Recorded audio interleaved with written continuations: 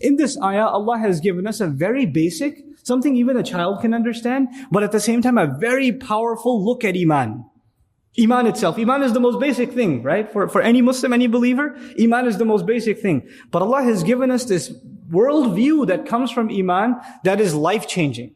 And let me tell you what it is. Allah mentioned 3 aspects of Iman in this ayah, right?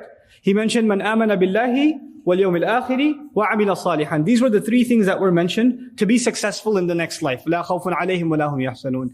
Now listen to this. Allah Azza wa Jal before this ayah mentioned such terrible, terrible, terrible crimes that Bani Israel committed. We've been reading about them. And now He says, the first Iman was Iman in Allah. A necessary consequence of believing in Allah is that you will definitely believe in the next life. It's a consequence of believing in Allah. If you don't believe in Allah, then it's very difficult for you to accept that there is a life after this one. But if you believe in Allah, a logical consequence of that is the afterlife. How so? If you believe in Allah, don't you and I believe everything He does is perfect? Flawless, right? If there is a God, you're talking to an agnostic or a philosopher and atheist. If there is a God, if there was one, He'd be perfect in every way. Yes, agreed. So if He does anything less than perfect, He can't be God anymore. Everything He does has to be perfect. Now, He created this world, yes or no? He did. Now look around this world. You see justice or injustice? You don't see justice. You see injustice. You see innocent people being killed.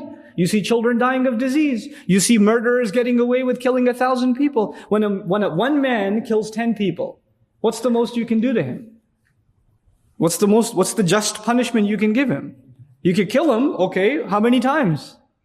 Once. If he killed one person, you can kill him once. If he killed 1,000 people, you can still only kill him once. So you can come to a very easy conclusion that there is no justice. In the end, no perfect justice in this world. You can try to get justice, but there's no perfect justice in this world. Then this is what, by the way, leads atheists to justify their position. They say, look, if there was a God, there wouldn't be all this injustice. But we say, no, you're missing something. There is a God because every one of these credits that the criminal gets will be debited later on. And every one of these debits will be credited later on. No crime went unnoticed. Nothing is off record. Everything is being kept track of. And anything that you suffered here that you didn't get compensated for, you will get paid for it. What is that thing called? It's called the last day. In other words, if you don't believe in the last day, then you can no longer accept Allah as just. Allah's justice necessitates that you believe in the last day. You understand? So the two are logically connected. Now, if you do believe in a last day, wouldn't you want to be successful on that last day? And you've accepted that on that last day, you will be judged by Allah. So wouldn't you want to act righteously? Right? So first came the belief in Allah. A logical consequence of that is believing in the last day. And if you've come to the realization that there is a last day, then what are you going to fix? Your deeds.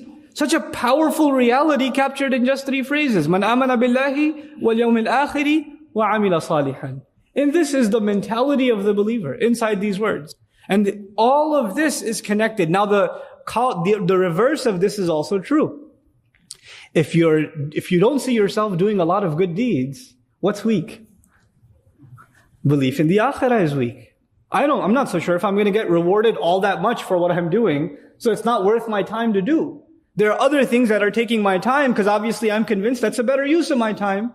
In other words, when you don't see yourself convinced of doing good deeds, it's actually not a weakness in being good. It's a weakness in believing in the afterlife. You're not getting enough reminder or reinforcement about the next life. But if the belief in the next life is weak, what does that lead to? Belief in Allah being weak. The remembrance of Allah being unnecessary. You see how it reverses? So good deeds, the more you do them, the more it fortifies your belief in the next life. And the more you fortify your belief in the next life, the more your expectation from Allah increases. Your belief in Allah increases. And the reverse is also true. So this amazing formula has been given that has been timeless.